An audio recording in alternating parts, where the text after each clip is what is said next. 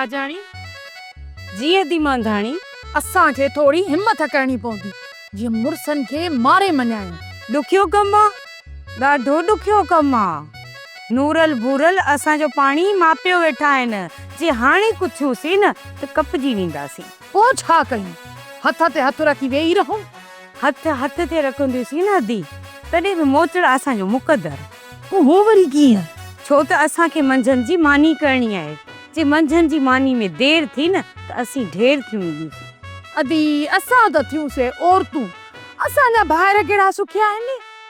उहे बि ॾींहुं राति सर्दी गर्मीअ जे पादरनि हेठां कुटजनि। अदी मांधाणी उबतो सुबतो त अन्न खाइण विया हूंदा बनीअ तां। हा, असां वारे सभागन मुड़सन वटां न मरी विया वीचारा, सोलो अन्न त कोन ॾींदनि।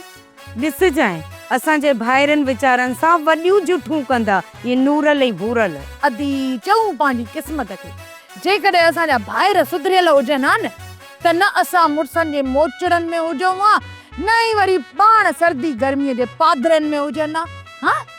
आहिनि त पंहिंजा भाइर बि रोडा उठ जा गोॾा, जिते थियूं मायूं वराइनि उते था वरनि।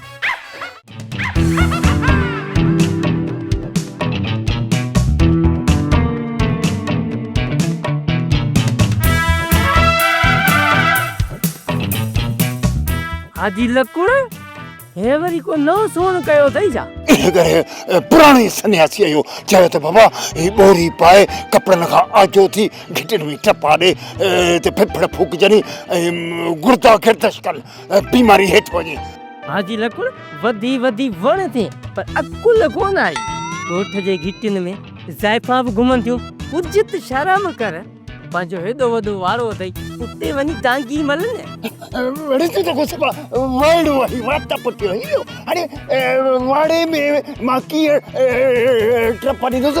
अड़े जेकॾहिं हुते वाड़े में टप थो ॾियां त मेहूं टप थियूं ॾियनि टप थियूं ॾियनि। इन करे सन्यासीअ ताक़ीद सां चयो त घिटिन में टपा ॾे, आब हवा बि खाईंदे ऐं फिफड़ बि फूकबई। जॾहिं फिफड़ फूकबा तॾहिं बीमारी हेठि हेठि हेठि लहंदी वेंदी। हा हाणे हलो।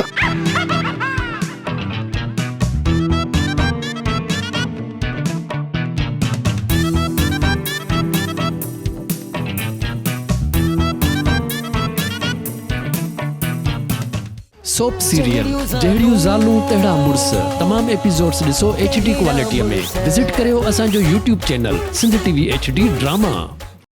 सब्सक्राइब कयो असांजो official YouTube channel Sindh TV HD drama ऐं वधीक अपडेट लाइ बेल आइकन खे क्लिक करियो।